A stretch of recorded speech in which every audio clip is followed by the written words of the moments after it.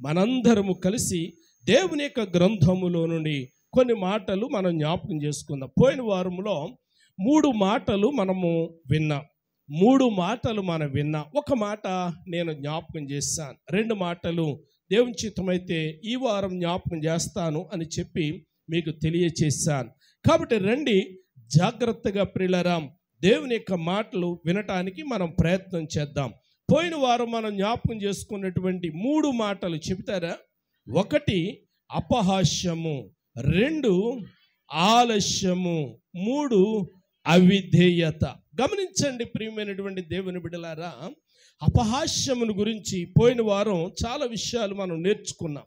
అపహాస్యం అనేది ఎంత కీడు చేస్తుందో, అందుకే దేవుని యొక్క గ్రంథం మనకు నేర్పించిన మాట ఏంటంటే అపహాస్యకులతో నీవు సాంగత్యం చేయొద్దు, అపహాస్యకులు కూర్చున్న చోట నీవు కూర్చుండకూడదు అని చెప్పి దేవుడు జ్ఞాపకం చేశాడు. ఎందుకు అని గనక ఆలోచన చేస్తే అపహాస్యకులకి పెట్టబడిన మరో పేరు సామెతల గ్రంథములో మనం చదివాము. ఏటా పేరు? పనికి మాలిన వారు. అపహాస్యకులకి మరో పేరు ఏంటమ్మా? పనికి మాలిన వారు. వారితో మనం సాంగత్యం చేయకూడదు అండి. మా ఊర్లో అంటారు, మేసేగాడిదని కూసేగాడిది వచ్చి చెడగొట్టింది అని. మందిరానికి వెళ్ళే మనము ప్రియులారా, మందిరానికి వెళ్ళే వారితోనే మన సహవాసం ఉండాలి. మనం ఎవరితో సహవాసం చేయాలి, ఎవరితో ప్రియులారా మనం కలిసి ఉండాలి అని అంటే మనతో కలిసిన వారితోనే మనం కలవాలి. మనము ఆరాధించే దేవుని దగ్గరికి వెళ్ళే వారితోనే మనం ఆరాధన చేయడానికి అనుకూలమైన పరిస్థితులు కలిగించే వారితోనే మన స్నేహం ఉండాలి. పోయిన వారం వెళ్ళావు కదా ఇసు, ఈ వారం కూడా వెళ్ళాలా? వద్దులే, అటువంటి వారితో కాదు మన సహవాసం. వింటున్నారా? మన సహవాసం ఎవరితో ఉండాలి అని గనక ఆలోచన చేస్తే దేవుని బిడ్డలతో ఉండాలి, నీకు మేలు కలగజేసే వారితో ఉండాలి. సామెతల గ్రంథం 1వ అధ్యాయములో మనము చదివాము. అపహాస్యకులు అంటున్నారంట, రా నువ్వేమీ చేయనవసరం లేదు, ఖాళీ సంచి పట్టుకుంటే సరిపోతుంది, ఉన్న పని మేమే చక్కబెట్టేస్తాము. ఎవరు వీళ్ళు? అపహాస్యకులు, పనికి మాలిన వారు, కీడు తెచ్చేవారు, శాపానికి ప్రియులరా బాటలు వేసేవారు అని చెప్పి మనం చదువుతూ ఉన్నాం. ఇక్కడ దేవుని యొక్క గ్రంథములో ఆదికాండ గ్రంథం 19వ అధ్యాయంలో 3 మాటలు మనం నేర్చుకున్నాం. ఈ 3 మాటల్లో మొదటి మాట అపహాస్యమును గురించి మనం జ్ఞాపకం చేసుకున్నాం. 2వ మాట నేను జ్ఞాపకం చేయడానికి ఇష్టపడుతూ ఉన్నాను. రండి 19వ అధ్యాయము 16వ వచనం. అతడు తడువ చేసెను అమ్మా, అప్పుడు అతని మీద యెహోవా కనికర పడుట వలన ఆ మనుష్యులు అతని చేతిని, అతని భార్య చేతిని, అతని 2 కుమార్తెల చేతిని పట్టుకొని వెలుపలికి తీసుకొని వచ్చి ఆ ఊరి బయట నుంచి. చాలు, చదవబడిన లేఖనాన్ని ప్రభు మన కొరకు దీవించును గాక. ఆమేన్ చెప్పండి. ఆమేన్. ప్రియులారా, చదవబడినటువంటి లేఖనములో మొదటి మాటలో చాలా విషయాలు మనము లోతును గురించి, కుటుంబమును గురించి నేర్చుకున్నాం. 2వ మాట దగ్గరికి వచ్చేసరికి ఆలస్యము అంటే అప్పటికే పరిశుద్ధాత్మదేవుడు చెప్పాడు. ఏమని చెప్పాడు? లోతు 13వ వచనం, లోతు మేము ఈ చోటును నాశనము చేయడానికి వచ్చాం. జాగ్రత్తగా గమనించండి. పరిశుద్ధాత్మదేవుడు చెప్పాడు, ఇదిగో లోతు, ఈ చోటును మేము నాశనము చేయడానికి వచ్చాం, కాబట్టి ఈ చోటును విడిచి నీవు, నీ కుటుంబం ఇక్కడి నుంచి వెళ్ళిపోండి అని చెప్పి కొన్ని విషయాలు జ్ఞాపకం చేశాడు.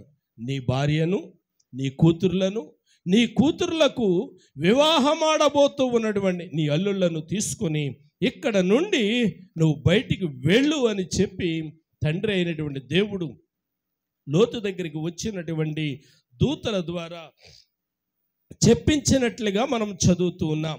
ఎందుకు దేవుడు ఇలా చెబుతా ఉన్నాడు అని గనక ఆలోచన చేసినట్లయితే, ఆ పట్టణము ప్రియులారా దుర్మార్గత ఎక్కువైపోయింది. ఆ పట్టణంలో ఉన్నటువంటి వారు ఎవరు అని అంటే, దేవుని భయము లేనివారు, మనుష్యుల భయము లేనివారు. వింటున్నారా? దేవుని భయం లేనివారు, మనుష్యుల భయం కూడా లేనివారు.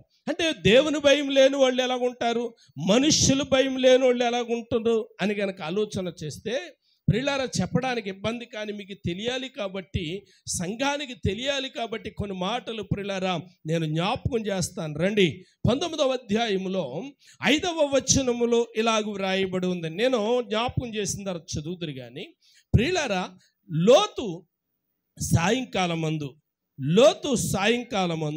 ఆ పట్టణములో ప్రియులారా ఒక ప్రధానమైనటువంటి కూడలిలో ఒక సెంటర్లో కూర్చున్నాడు. అక్కడ కూర్చుని ఉంటే ఇద్దరు మనుష్యులు ఆ దారి గుండగా వెళ్ళిపోతూ ఉన్నారు. చాలా జాగ్రత్తగా వినాలి. ఇద్దరు మనుష్యులు వెళ్ళిపోతూ ఉన్నారు. ఎంతమంది వెళ్తున్నారు? ఇద్దరు మనుష్యులు వెళతా ఉన్నారు. ఈ ఇద్దరు ఎవరు అని గనక ఆలోచన చేస్తే, చూడడానికి మనుష్యులుగానే ఉన్నారు కానీ వీరు మనుష్యులు కాదు. ఎవరు వీళ్ళు?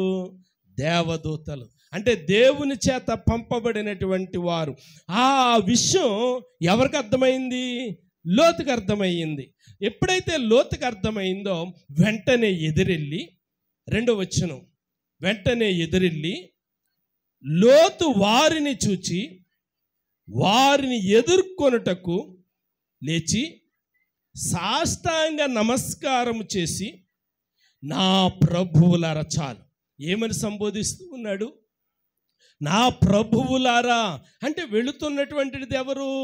మనుష్యులు. కానీ లోతు గ్రహించిందేంటి? వారు దేవదూతలు అన్న సంగతిని గ్రహించి వెంటనే లేచి ఎదురెళ్ళి సాష్టాంగ నమస్కారం చేసి, ప్రియులారా ఇలాగంటా ఉన్నాడు, నా ప్రభువులారా, రాత్రి గడపడానికి ఊరి వెలుపల మీరు ఎక్కడుంటారు? నా ఇంటికి రండి, నా ఇంట్లో ఉండండి, కొంచెం కాళ్ళు కడుక్కోండి, కొంచెం ఆహారం పెడతాను, తినండి అని చెప్పి లోతు వారిని ఆహ్వానించాడు. వెంటనే మొదట వారు కాదు అన్నారు. కానీ తర్వాత లోతు యొక్క అభ్యర్థనను వారు తోసిపుచ్చుకోకుండా లోతు 3వ వచనంలో లోతు బలవంతము చేయటం వలన వారు ఆ ఇంటిలోనికి ప్రవేశించారు. అతడు వారికి రొట్టెలు కాల్చిపెట్టాడు. ఆ రాత్రి చక్కటి విందును కూడా చేశాడు. ప్రియులారా వారు కాసేపు మాట్లాడుకున్నారు, మంచి మాట్లాడుకుంటూ ఉన్నారు. లోతు కుటుంబము దేవదూతలు. అబ్బా, ఎంత గొప్ప భాగ్యమో కదా! దేవదూతలతో ప్రియులారా మనుష్యులతో మాట్లాడినట్లు దేవదూతలతో మాట్లాడుట ఎంత భాగ్యమో కదా! కాబట్టి లోతు చాలా అదృష్టవంతుడు అనుకుంటూ ఉన్నాను. లోతు కుటుంబం చాలా అదృష్టమైన కుటుంబము అని నేను అనుకుంటూ ఉన్నాను. ఎందుకంటే దేవదూతలతో సాంగత్యము చేసే భాగ్యం, దేవదూతలతో కూర్చునే భాగ్యం, దేవదూతలతో ప్రియులారా మాట్లాడే భాగ్యం. మరియమ్మకి ఒక్కసారి దర్శనంలో కనబడితేనే మరియమ్మ భయపడిపోయి, ప్రియులారా ఇది నేను ఎంత గొప్ప ధన్యురాలనో కదా అని చెప్పి మరియమ్మ పరవశించిపోయింది. ఎలిజబెత్ దగ్గరికి ఒకసారి వస్తే ఎలిజబెత్ పరవశించిపోయింది. మనోహ దగ్గరికి ఒకసారి వస్తే పరవశించిపోయింది. కాబట్టి ప్రియమైనటువంటి దేవుని బిడ్డలారా, దేవుని యొక్క సన్నిధి అంటే మామూలు విషయం కాదు. అలాంటి పరిస్థితులలో లోతు మాట్లాడుకుంటూ ఉన్నాడు. ఇంతలో ప్రియులారా ఏం జరిగింది అని గనక ఆలోచన చేస్తే 4వ వచనంలో ఇంకా మాట్లాడుకుంటూ ఉన్నారు. ఇంకా పడుకునే టైము కాలేదు. అంటే ఒక్కొక్కరు ఒక్కొక్క టైంలో పడుకుంటూ ఉంటారు. కొందరు 6 గంటలకు పడుకుంటారు, కొందరు 8 గంటలకు పడుకుంటారు, కొందరు 10 గంటలకు పడుకుంటారు, కొందరు 12 గంటలకు కూడా పడుకుంటారు. నాకు 12 అయితేనే కానీ నిద్ర రాదు, 12 తర్వాతే నేను పడుకుంటూ, అంటే ఒక్కొక్కరిది ఒక్కొక్క టైమింగ్ ఉంటూ ఉంటుంది. లోతు ఇంకా ప్రియులారా దూతలతో మాట్లాడుతూ ఉన్నాడు. ఇంకా పండుకునే టైం కాలేదు. అంతలో ప్రియులారా ఆ ఊరిలో ఉన్నటువంటి పురుషులు, ఆ మాట చదవమ్మ 4వ వచనంలో, వారి పండు కొనక మునుపు ఆ పట్టణములో అనగా సొదొమ మనుష్యులు, ఎవరమ్మా? బాలురు, వినండి, బాలురు, వృద్ధులను చూడండి చూడండి, ఈ రెండు మాటలు కనుక మనం పట్టుకుంటే ఎవరు వచ్చారండి? బాలురు వృద్ధులు ఉన్న మాటలు. ప్రియులారా, మనము ముందుకు వెళ్దాం. బాలురు వృద్ధులు, బాలురు వృద్ధులు. బాలురు అనే మాటకి ప్రియులారా వయసు ఎంత ఉంటుంది అనుకుందాము అండి? ఇంచుమించు 12 లోపే, 12 లోపే బాలురు. 12 ఇంకా 12, 13కి వెళ్ళారంటే వాళ్ళు టీనేజ్లోకి వెళ్ళిపోతూ ఉంటారు కాబట్టి 12 లోపు అని అనుకుందాం. వృద్ధులు ప్రియులారా ఇప్పుడు ఎంత అనుకుందాం? నాకులాగా 60+. ఇప్పుడు 60 దాటినోళ్ళు 12కి లోపోళ్ళు ఇంటికి వచ్చి అడుగుతూ ఉన్నారు, లోతో ఈ రాత్రి నీ దగ్గరికి వచ్చిన మనుష్యులు ఎక్కడ? అంటే వచ్చింది ఎవరో వీళ్ళకి తెలుసు. నా బైబిల్లో నేను చదువుతాను చూడండి. వారు లోతును పిలిచి, ఈ రాత్రి నీ దగ్గరికి వచ్చిన పురుషులు ఎక్కడ? వింటున్నారా? మీ బైబిల్లో మీరు దాని యొక్క వ్యత్యాసాన్ని పట్టుకోవాలి. ఏమడుగుతూ ఉన్నారు? ఈ రాత్రి నీ దగ్గరికి వచ్చిన పురుషులు ఎక్కడ? అక్కడ మీ బైబిల్లో చదవండి. మేము వారిని కూడునట్లు మా యొద్దకు వారిని వెలుపలికి తీసుకునిరా. ఏమంటున్నారు? బాలురు వృద్ధులు మాట్లాడుతున్నారు. ఈ రాత్రి మేము వారిని కూడినట్లు వెలుపలికి తీసుకురా. నా బైబిల్లో చదువుతున్నాను చూడండి. మేము వారితో సంపర్కము చేయడానికి మా దగ్గరికి తీసుకుని రా అని చెప్పి ప్రియులారా లోతుతో చెప్పాడు. ఇప్పుడు ఆ ఊరు ఎలాంటిది అంటారు? దేవుని భయం ఉందంటారా? మనుష్యుల భయం ఉందంటారా? నీతి అనేది ఉందంటారా? మానవత్వము అనేది ఉందంటారా? ప్రియులారా, నీతి లేని బ్రతుకులు. అప్పుడప్పుడు అమ్మ తిడతా ఉంటుంది, ఎందుకే నువ్వు బతుకుతున్నావు, కుక్క బతుకుతూ ఉంది. అమ్మ తిడతా ఉంటుంది, నీతి లేని బతుకు, సిగ్గు లేని బతుకు. ఎన్నిసార్లు అన్నా నీకు సిగ్గిగిన రాదేంటి? అమ్మ అంటా ఉంటుంది. నేను కాదమ్మాయి, అమ్మ అంటా ఉంటుంది. సిగ్గు రాదా నీకు? ఊరంతా చూడు, అప్పుడే ఆ పిల్ల పక్కింటి పిల్ల చూడు, పొద్దుట 4 గంటలకు లేచింది, వాళ్ళ అమ్మకి ఎంత పని చేస్తుందో, ఎంత సాయం చేస్తుందో. నీకు ఎన్నిసార్లు చెప్పు, దొన్నపోతు మీద ఏదో నీళ్ళేస్తున్నట్టే. నీకు సిగ్గులేదు? ప్రియులారా వినండి, ఇక్కడ ఏమి లేదు. వీళ్ళకి నీతి లేని బ్రతుకు, భయం లేని బ్రతుకు, భక్తి లేనటువంటి బ్రతుకు. ప్రియులారా, ఇక్కడ ఒక సంగతి చాలా జాగ్రత్తగా గమనించండి. ఎప్పుడైతే ప్రియులారా ఈ సంగతి దేవదూతలు లోపల నుంచి వింటా ఉన్నారో అప్పటికే దేవుడు చెప్పాడు. అందుకే పంపించాడు వాళ్ళని. ఈ పట్టణము ఇంత భయంకరమైన పట్టణం, ఎలాగ వీళ్ళని నేను సహిస్తాను? ఎలాగ నేను వీళ్ళ మీద ప్రేమ చూపిస్తాను? ఇంత దుర్మార్గం ఆ పట్టణం, వాయ వరుసలు లేని పట్టణం, ప్రేమ ఆప్యాయతలు లేని పట్టణం. నేను మీకు మన జ్ఞాపకం చేశాను అనుకుంటాను. 50 సంవత్సరాల బాబు 18 సంవత్సరాల కూతురు పెళ్లి చేసుకున్నాడు. టీవీ వాళ్ళు చూసి గబగబా ఇంటర్వ్యూకి వెళ్ళి అడిగితే కూతురు అంటుంది, నాకు లేని నొప్పి నీకెందుకు? ఎవరిని అడుగుతుంది? టీవీ వాళ్ళని విలేకరుని అడుగుతూ ఉంది. నాకు లేని బాధ నీకెందుకో? నోరు మూసుకుని వెళ్ళి అంటుంది. అండి, ఏం బతుకిది? కుక్క బతుకు. మన మనుష్యులం, మనం అలాగ ఉండకూడదు. దేవునికి స్తోత్ర. దేవుని గ్రంథం ప్రేమ ఆప్యాయతలు నేర్పించే గ్రంథం, వావి వరుసలు నేర్పించే గ్రంథం, భక్తి విశ్వాస్యతలను నేర్పించే గ్రంథం. తండ్రికి విలువ లేదా? తల్లికి విలువ లేదా? భార్యకు విలువ లేదా? తమ్ముడికి విలువ లేదా?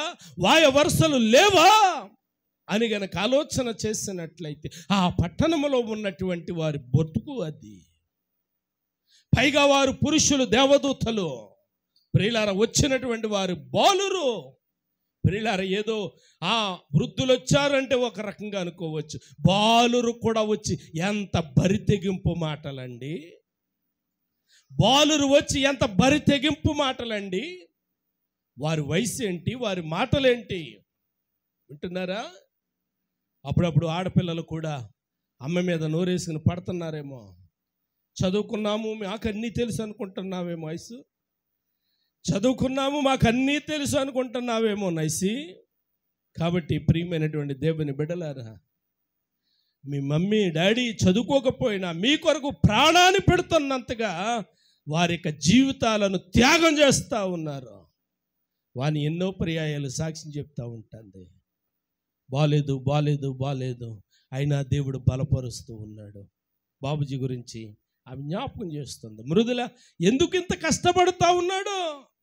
ఆయన ఇక్కడ ఏదో ప్రియులారా పనికి వెళ్తే రోజుకు 1000-800 వస్తాయి, బతకలేడా ఆయన బ్రతకలేడా? కానీ మీకు ఒక మంచి భవిష్యత్తు ఇవ్వాలని, అంతే కదా, ఒక మంచి జీవితం మీకు ఇవ్వాలి అని చెప్పి మీ కొరకు అహోరాత్రులు కష్టపడుతూ ఉన్నాడు. ఆ గల్ఫ్ దేశాల్లో ఏదో ఇళ్లలో పనిచేసే వారికి కొంచెం పర్వాలేదు, డ్రైవింగ్ పనిచేసే వారికి పర్వాలేదు, మా బావగారిలాగా అభిషేక్ జీవితం ఉంటుంది. కానీ ప్రియులారా కన్స్ట్రక్షన్ లైన్లో పనిచేసేటప్పుడు 100 అంతస్తులు పైకి వెళ్ళి చూస్తూ ఉంటే అసలు మనం ఉంటామో ఓడతామో తెలియదు. 2 అంతస్తుల మీదకి వెళ్తేనే కింద మనకు ఆమె అర్థం కాదు. 100 అంతస్తులు పైకి వెళ్తారు, 100 అంతస్తులు. అలాంటి పరిస్థితులు ఎందుకు? నీ కోసం త్యాగం చేయడానికి గల్ఫ్ దేశం వెళ్ళారు. నీకు ఒక ఉన్నతమైన భవిష్యత్తును ఇవ్వాలి అని చెప్పి. మరి నువ్వు ఇక్కడ ఎలా బ్రతుకుతూ ఉన్నావు? నీ తండ్రి విలువను కాపాడుతూ ఉన్నావా? నీ తల్లి విలువను కాపాడుతూ ఉన్నావా? ప్రియులారా ఈ అడుగుతూ ఉంది టీవీ వాళ్ళు వస్తే, నాకు లేని నొప్పి నీకెందుకో? ఆ ముసలోడిని అడిగితే ఆడంటాడు, చాలా కాలం నుంచి మేము కలిసే ఉంటున్నాం కాబట్టి పెళ్లి చేసుకుంటే తప్పేంటి? అలా మాట చెప్పడానికి సిగ్గులేని బతుకు. వింటున్నారా బిడ్డలారా? ఎందుకు ఈ మాటలు చెప్తున్నానంటే మనకి సిగ్గు రావాలని చెప్తా ఉన్నాను. మన మనుష్యులో మన కుక్కలం కాదు. కుక్క కక్కేసిన దానికి తిరుగుతుంది, మనిషి తిరుగుతాడా? కక్కింది మనిషి తింటాడా? ఇది మనిషి లక్షణం. మనిషి లక్షణం ఏంటి? కక్కింది తినడు. కాబట్టి ప్రియులారా వాయ వరుస తప్పితే ఆడు మనిషి కాదన్నమాట, కుక్కతో సమానం అన్నమాట. అది మాట అయినా ప్రవర్తన అయినా అంతే కదమ్మా. జాగ్రత్త గమనించండి. ఇక్కడ వచ్చింది దేవదూతల పురుషులని తెలుసు కూడా ఏమని అడుగుతూ ఉన్నారు? నీ దగ్గరికి వచ్చిన పురుషులు ఎక్కడా? నీ దగ్గరికి వచ్చిన పురుషులు ఎక్కడ? ఈ రాత్రి మేము వారితో సంపర్కము చేయడానికి మా దగ్గర తీసుకునిరా. దేవదూతలు నొచ్చుకున్నారు. లోతు ఇక నువ్వు వారితో మాట్లాడొద్దు, ఒక్కసారి నువ్వు లోపలికి రా అని చెప్పి లోతుని ప్రియులారా చేయి పట్టుకు లోపలికి లాగారు. లోపలికి లాగిన తర్వాత ప్రియులారా వారు దుర్మార్గమైనటువంటి ప్రవర్తనను చూచినటువంటి లోతు ఏమని బ్రతుములాడుతున్నాడో తెలుసా? అయిలారా ఈ రాత్రి నా దగ్గరికి అతిథులుగా వచ్చారు. వారు ఈ రాత్రి నా దగ్గరికి అతిథులుగా వచ్చారు. ఇదిగో పెళ్లి చేయడానికి కన్యకలుగా ఉన్నటువంటి 2 కుమార్తెలు నాకున్నారు. పెళ్లి చేయడానికి ఎంగేజ్మెంట్ కూడా అయిపోయింది. అయినా కానీ ఇదిగో మీకు అవసరం అనుకుంటే, మీరు నా మీద దాడి చేయాలి అనుకుంటే, నా ఇంటికి వచ్చిన అతిథులను పాడు చేయాలి అని అనుకుంటే, వారికంటే ఇదిగో ఎదిగిన నా యవ్వన 2 బిడ్డల్ని నేను మీకు అప్పగిస్తాను. మీ ఇష్టం వచ్చినట్లు వారిని చేయండి, కానీ వారిని మాత్రం మీరు ముట్టకండి అని అంటే, వాళ్ళు వీడెక్కడి నుంచో వచ్చి మన మీద తీర్పరిగా ఉన్నాడు అండి, ఎక్కడి నుంచో వచ్చి మనకు న్యాయం చెప్తా ఉన్నాడు. అప్పుడప్పుడు చాలామంది అనుకుంటారు కదా, ఈయన ఎక్కడి నుంచో వచ్చి మనకు ఇలా బోధిస్తున్నాడు ఏంటి, ఎక్కడి నుంచో వచ్చి నీతి కబుర్లు చెప్తున్నాడు ఏంటి, సంఘం కూడా అనుకుంటూ ఉంటుంది. ప్రియులారా ఏమనుకున్నా కానీ ప్రియులారా ఇక్కడ లోతు మాట్లాడుతూ ఉంటే వాళ్ళు అనుకుంటూ ఉన్నారు, ఎక్కడి నుంచో వచ్చి మన దగ్గర ఎలాగున్నాడంట, తీర్పరిగా ఉన్నాడేంటి అని చెప్పి వాళ్ళు అనుకుంటూ ఉన్నారంట. ఆ మాట దొరికిన వాళ్ళు చెప్తే చదువుతారా? వీడు ఎవడో మనలోనికి పరదేశిగా వచ్చి, అమ్మా చూడండి 9వ వచనం సోదరు చదువుతుంది, తీర్పరిగా ఉండా చూచుచున్నాడు కాగా వారికంటే నీకెక్కువ కీడి చేస్తామని బెదిరిస్తూ ఉన్నారు. మంచి మాట చెప్తే బెదిరిస్తూ ఉన్నారు. ప్రియులారా వెంటనే దేవదూతలు ప్రియులారా చెయ్యి చాపి లోతును లోపలికి తీసుకున్నాయి. ఇదిగో లోతు ఇక నువ్వు వారితో మాట్లాడొద్దన్న. మరేం చెయ్యాలి ఇప్పుడు? ఏం చెయ్యాలి? ఆ దేవదూతలు మాట మాత్రం పలికినయ్యి. ఆ బయట ఉన్న వాళ్ళందరికీ ఏమొచ్చేసింది? అంధత్వం, కనుమొప్పి వచ్చేసింది. ఇక వాళ్ళు ఏమీ చూడలేకపోతున్నారు, కనుగొనలేకపోతున్నారు. అలాంటి పరిస్థితుల్లో ఇప్పుడు లోతుతో మాట్లాడుతూ ఉన్నారు దూతలు. ఇదిగో లోతు, నువ్వు ఆలస్యం చేయవద్దు, వెంటనే ఇదిగో నీ బిడ్డలను తీసుకొని, భార్యని తీసుకుని వెళ్ళు అని చెప్పి ప్రియులారా తొందర పెడతా ఉన్నారు. ఆఖరికి అక్కడ ఆలస్యం చేస్తూ ఉంటే ఆ దూతలే వారి యొక్క చెయ్యి పట్టుకొని, ఇందాక చదివాం కదా, వారి చెయ్యి పట్టుకుని ఆ కూతుర్లను, ఆ భార్యను, అతనిని బయటికి తీసుకొని వచ్చారు. బయటికి తీసుకొని వచ్చిన తర్వాత కూడా ఏం చేస్తా ఉన్నాడు అని గనక ఆలోచన చేస్తే 16వ వచనాన్ని మనం చదువుకున్నాం కదా, అతడు తడువు చేస్తూ నిలబడిపోయాడు. అంటే రెండో మాటలో మనకేంటి అంటే ఆలస్యం ఎంత ప్రమాదకరం అని అంటే, ప్రియులారా మనకున్నటువంటి నైజం ఏంటంటే మనం మాత్రం ఆలస్యం చేయొచ్చు. ఎవరికైనా టైం ఇస్తామా? నేను 2 గంటలకు పొదలాళ్ళలో ఉంటాను, 2 అయినప్పుడు నువ్వు రా అని. ఆడు 1:30కే వచ్చి ఉంటాడు, నువ్వు మాత్రం 2:30కి వెళ్తావు. వినండి ప్రియులారా, మనకు మాత్రం టైమింగ్ పట్టదో, ఎదరోడు మాత్రం మనం చెప్పిన మాట ప్రకారం నడిచేయాలి. ఇక్కడ ప్రియులారా ఆలస్యం అనే మాట మనం చదువుతూ ఉన్నాం. ఆలస్యం, దేవుడు మాత్రం ఆలస్యం చేయకూడదు, మనం మాత్రం ఆలస్యం చేయొచ్చు. ఒక మాట మనం చదువుదాం చూడండి ప్రియులారా. కీర్తనల గ్రంథం 40వ కీర్తన 17వ వచనంలో, 40 కీర్తన 17వ చరణంలో ఇలా వ్రాయబడి ఉంది: నేను శ్రమల పాలై దీనుడనైతిని, నాకు సహాయము నీవే, నా రక్షణకర్తవు నీవే, నా దేవా ఆలస్యం చేయొద్దు ప్రభువా, నేను అడిగినవన్నీ కూడా నా మీదకి దించేయి, ఏమాత్రము కూడా ఆలస్యం చేయొద్దు. నువ్వు వచ్చేయి, నీ ఆశీర్వాదాలు తీసుకుని వచ్చేయి, నీ కనికరాన్ని తీసుకుని వచ్చేయి, నీ కృపను తీసుకుని వచ్చేయి. నేను మాత్రం నాకు నచ్చినప్పుడు వస్తాను, నేను మాత్రం నాకు ఇష్టం వచ్చినప్పుడు వస్తాను. ఇంకో మాట చూడండి ప్రియులారా, 70వ కీర్తన 5వ చరణంలో, 75వ చరణంలో చూడండి, నా ప్రభువా నేను శ్రమల పాలై దీనుడనైతిని, నన్ను రక్షించడానికి త్వరపడి రమ్ము, నాకు సహాయము నీవే, నా రక్షణకర్తవు నీవే. యెహోవా ఆలస్యము చేయకుమో. నాయన ఆలస్యం చేస్తావేమో, మర్చిపోతావేమో, నువ్వు మర్చిపోవద్దు, నువ్వు ఆలస్యం చేయొద్దు, నువ్వు మాత్రం పెందరగడే వచ్చే నాయన, నేను మాత్రం నాకు అన్నీ అయిన తర్వాత నేను వస్తాను. రమ్య గమనించండి ప్రియమైనటువంటి దేవుని బిడ్డలారా, ఆలోచన చేయండి. దేవుని యొక్క గ్రంథం జ్ఞాపకం చేస్తూ ఉంది ప్రియులారా, దేవుడు మాట్లాడుతూ ఉన్నప్పుడు ఇంకా ఆలస్యం చేస్తూనే ఉన్నాడు. కొన్నిసార్లు మనం ఏమనుకుంటాము అని అంటే, ఆయన మర్చిపోయాడు కావచ్చు అనుకోండి. ఆయన మర్చిపోతే లోతు దగ్గరికి ఎందుకు దూతను పంపిస్తాడు తీసుకుని వెళ్ళమని? పంపించడు. యెషయా గ్రంథం 49వ అధ్యాయంలో 14-15 వచనాల్లో చూస్తే సియోను ప్రజలు అనుకుంటున్నారంట, యెహోవా మమ్మలను మర్చిపోయాడేమో అని. దేవుడు అంటా ఉన్నాడు, 9 మాసాలు మోసి కని పెంచి పాలిచ్చే తెల్లైనా ఒకవేళ మర్చిపోతుందేమో, కానీ నేను మర్చిపోయేవాడును కాదు. ఆయన మర్చిపోయేవాడు కాదు, ఆయన ఆలస్యం చేసేవాడు కాదు, ఆయన అలక్ష్యం చేసేవాడు అంతకంటే కాదు. వినండి ప్రియమైనటువంటి దేవుని బిడ్డలారా, లోతు ఏం చేస్తూ ఉన్నాడు? ఇంకాను తడవు చేస్తూ ఉన్నాడు.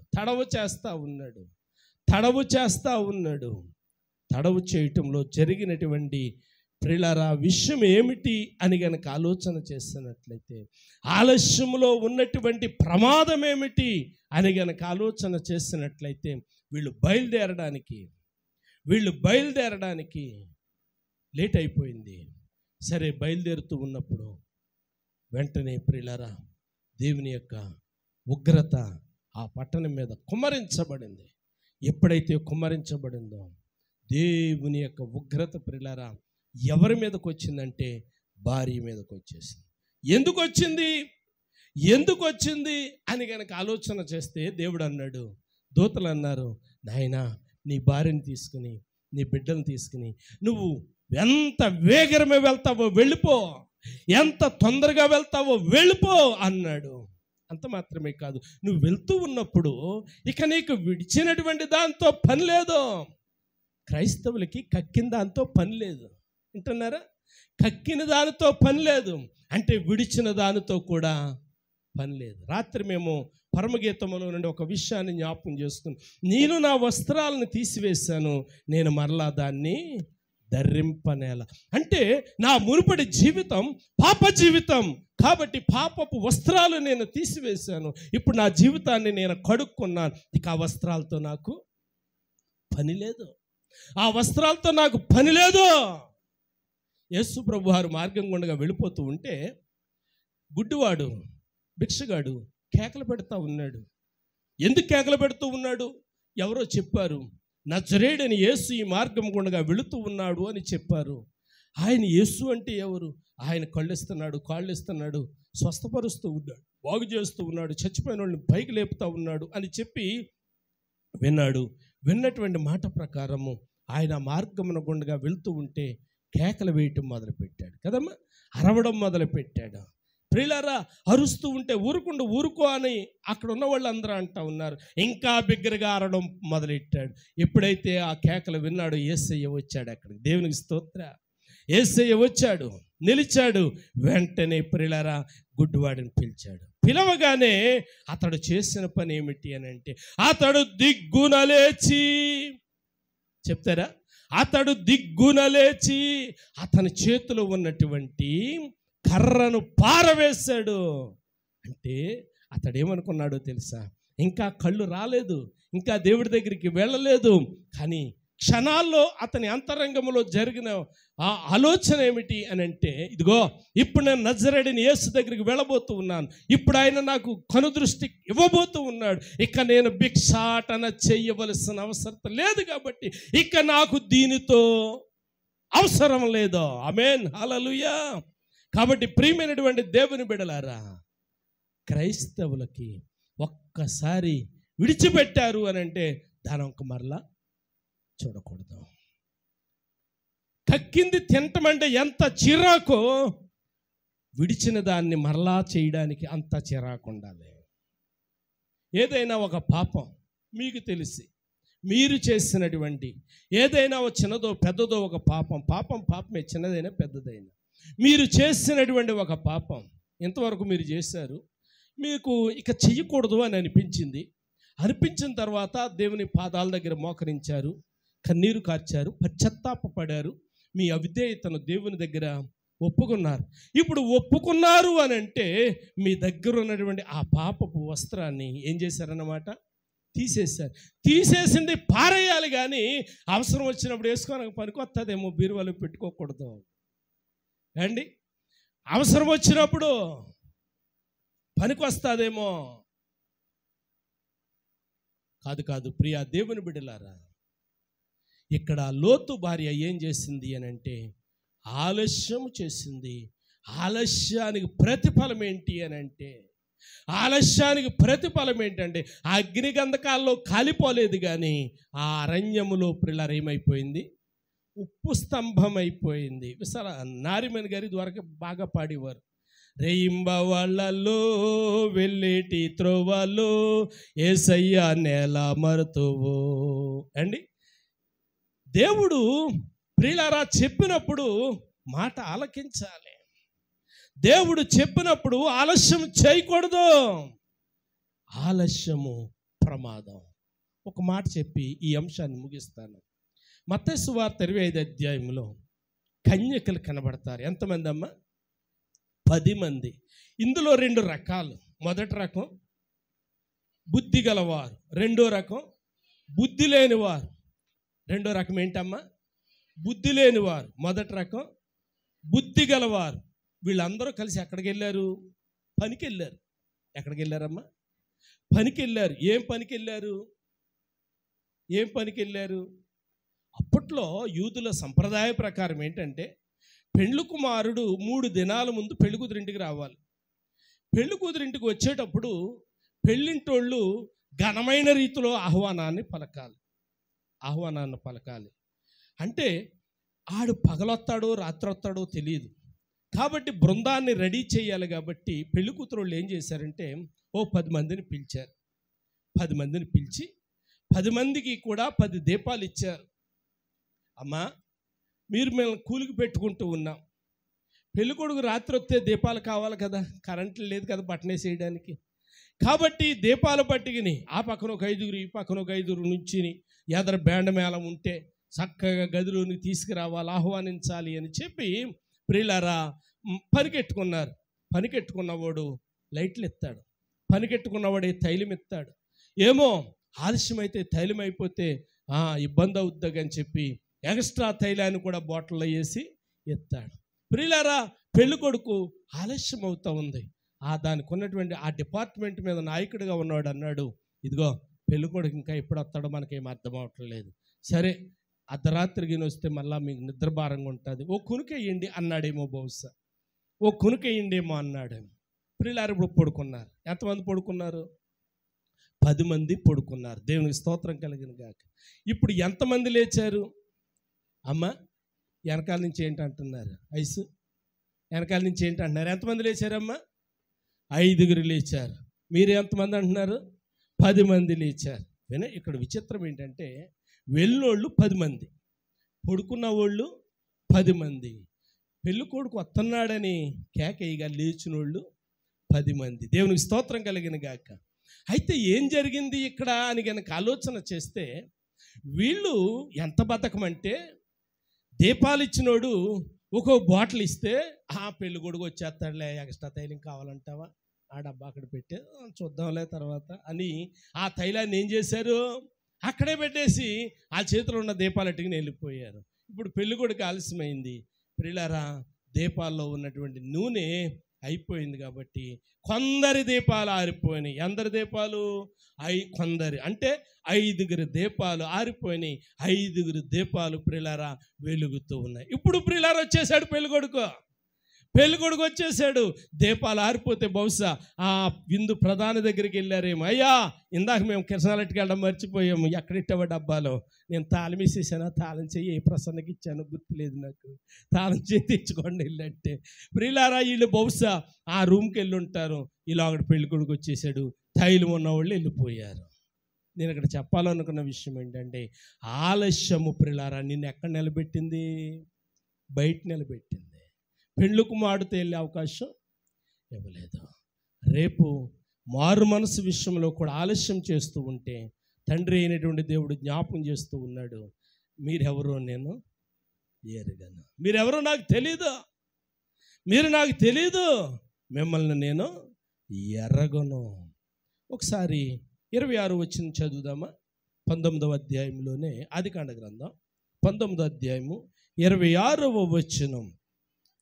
అయితే లోతు భార్య అతని వెనుక తిరిగి చూచి ఆమె ఉప్పు స్తంభమైపోయింది. వినండి ప్రియులారా, నేను ముగిస్తూ ఉన్నాను. కారణం అవిశ్వాసం. దేవుని మాట మీద నమ్మకం లేదు, దూతలు చెప్పిన మాట మీద నమ్మకం లేదు. మరియతో గాబ్రియేలు దూత అంటుంది, దయాప్రాప్తురాలా నీకు శుభము కలుగునుగాక. మరియమ్మ నమ్మకం ఉంచింది. ఎలిజబెత్తుతో దేవుని దూత మాట్లాడుతూ ఉంటే ఎలిజబెత్ విశ్వాసం ఉంచింది. కానీ లోతు భార్యకి ఏం లేదు, విశ్వాసం లేదు. అందుకే బైబిల్ గ్రంథంలో లోతు భార్య పేరు, యోబు భార్య పేరు రాయలేదు. దేవునికి స్తోత్రం కలిగిన గాక. అవిశ్వాసులైనటువంటి స్త్రీలు, గమనించండి బిడ్డలారా, అవిశ్వాసులైనటువంటి వారు వారి అవిశ్వాసం వారి మీదకి ఏం తెచ్చింది అని అంటే అపాయము తెచ్చింది. వారి అవిశ్వాసం వారి మీదకి ఆపద తెచ్చింది. వారి అవిశ్వాసం వారి మీదకి దుఃఖము తెచ్చింది. పిల్లా పాపలతో ప్రియులారా ఆ భయంకరమైన అగ్ని గంధకాల నుండి తప్పించబడి దేవుని యొక్క నామమును బట్టి సంతోషిస్తూ సాక్ష్యం చెప్పుకుంటూ బతికేయవలసినటువంటి కుటుంబం. చిన్న ఆలస్యము ప్రియులారా లోతు కుటుంబ శాపానికి కారణమైంది. ఆమె చనిపోకుండా ఉండుంటే, ఆమె దేవుని మాట వినుండుంటే లోతును బట్టి, కుమార్తెలను బట్టి ఆ పాపము జరిగేది కాదు. అంటే జరిగింది అంటే కారణం ఆలస్యం. బిడలారా, మన జీవితంలో కూడా దేవుని దగ్గరికి రావడానికి ఎప్పుడూ మనం ఆలస్యం చేయకూడదు. ఉదయాన్నే లేచావా, మొదటగా దేవుని దగ్గరికి రావడానికి ప్రయాసపడు. మొదటి సమయం దేవునికి ఇవ్వడానికి ప్రయాసపడు. దేవునికి ఇచ్చే సమయం ఎప్పుడు ఆలస్యం చేయొద్దు. దేవునికి ఇచ్చే సమయం ఎప్పుడు దొంగిలించొద్దు. అది వాక్యం చదివేదైనా, ప్రార్థన చేసేదైనా ఆలస్యం చేయొద్దు. నీకున్నటువంటి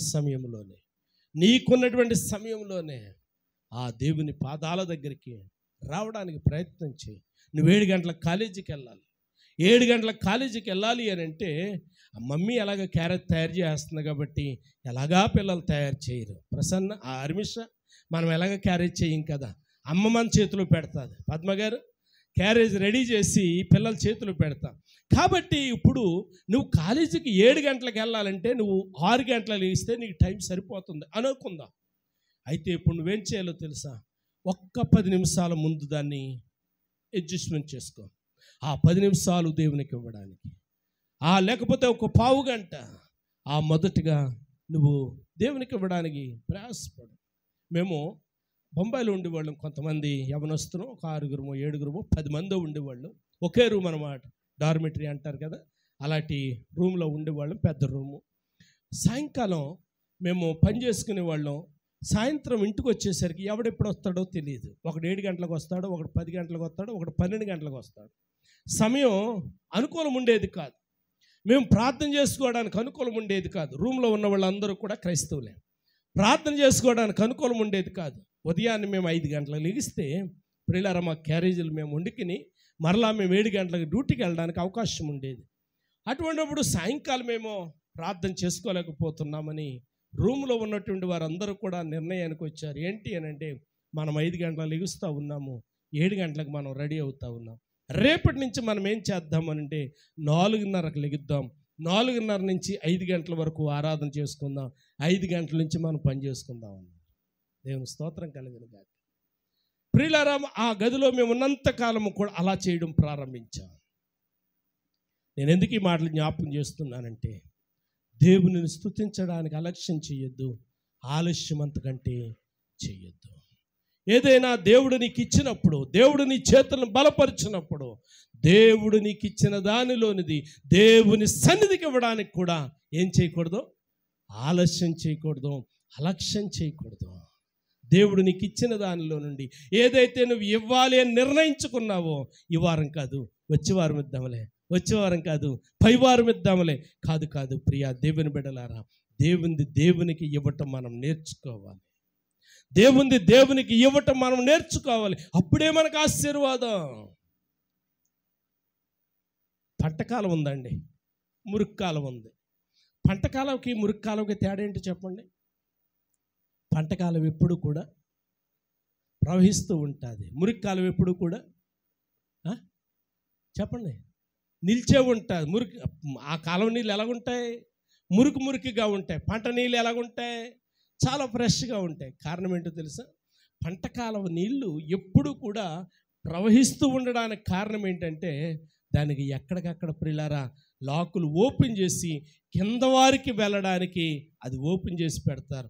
అది ఎప్పుడు ప్రవహిస్తూ ఉంటుంది కాబట్టి దాని నీళ్ళు ఫ్రెష్గా ఉంటాయి. మురికాలంలో నీళ్లు ప్రియులారా దాని జోలికి ఎవరో రారు. ఎక్కడికక్కడ ప్రియులారా అడ్డకట్టలే.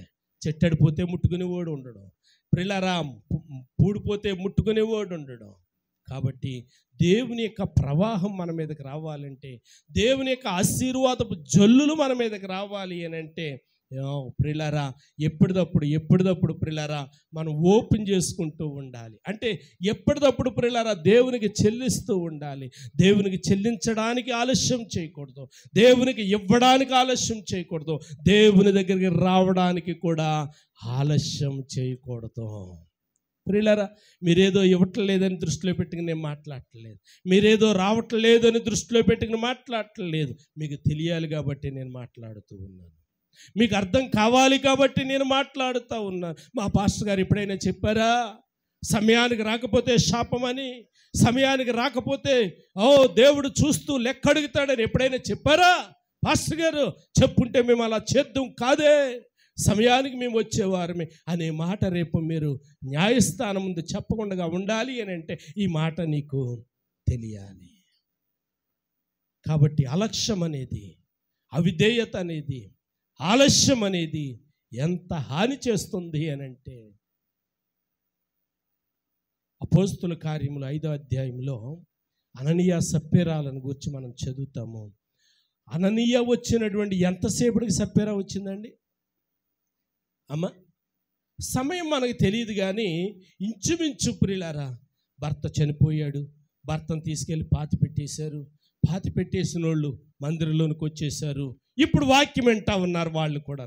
అంటే ఎంత టైం ఉంటుంది అంటారు? కనీసం 2 గంటలైనా, 3 గంటలైనా. అంటే ఎంత ఆలస్యం!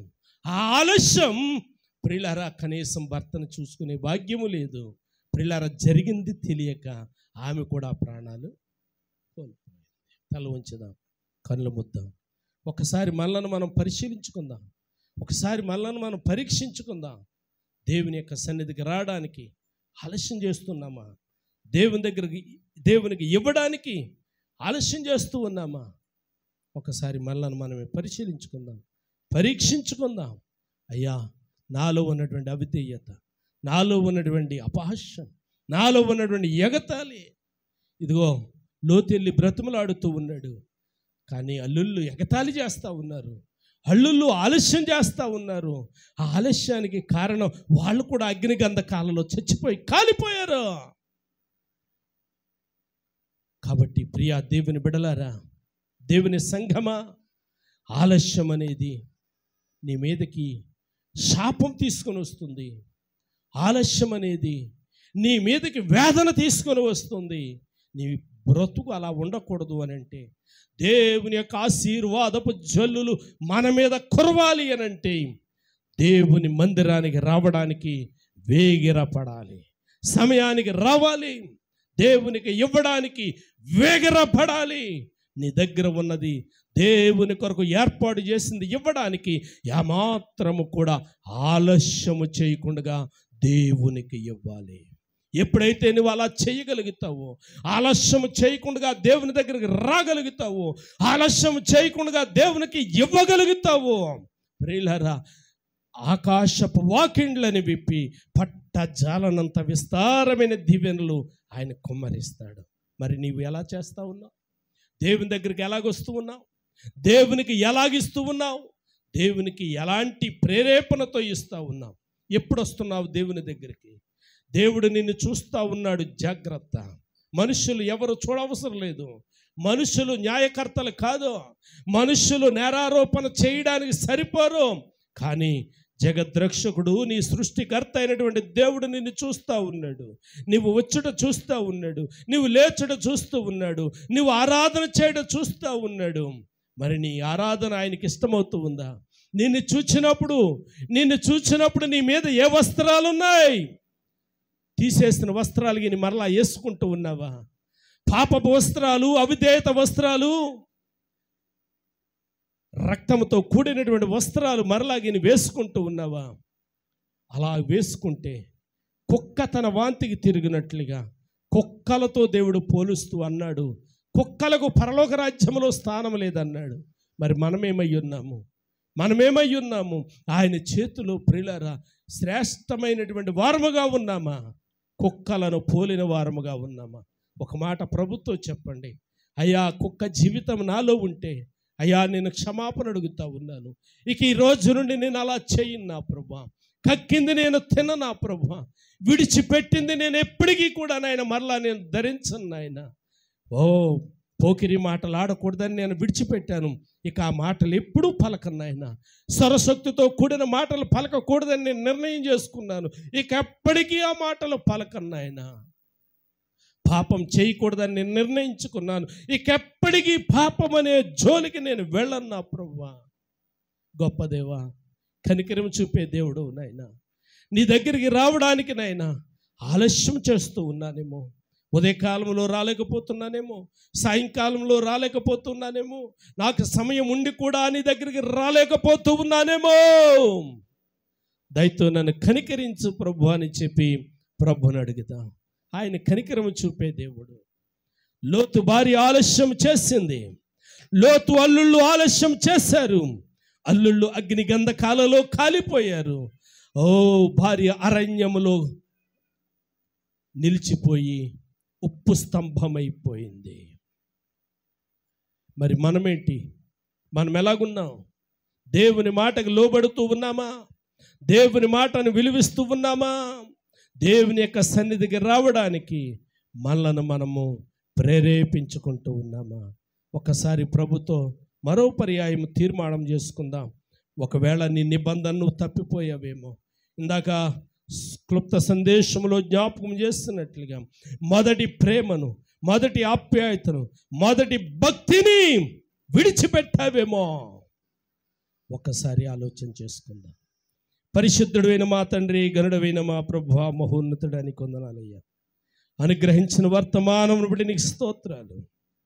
కుక్క తన వాంతికి తిరిగినట్లు మనుష్యులు తిరగకూడదు అని చెప్పి నీ లేఖనం సెలవిస్తుంది. ఎందుచేతనంటే నీవు మమ్మల్ని విడిపించావు, నీవు మమ్మల్ని విమోచించావు, నీకు ఇష్టమైన సొత్తుగా మమ్మల్ని చేసుకున్నావు. బ్రతుకు పర్యంతం నీకు ఇష్టమైన వారిగా ఉండడానికి సహాయం చేయండి. మా మీద ఉన్నటువంటి మలిన వస్త్రాలు, పాప వస్త్రాలు, అవిధేయత వస్త్రాలు తొలగించండి.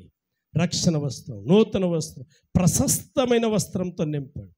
యేసు నామమున అడుగుచున్నాను తండ్రి, ఆమేన్.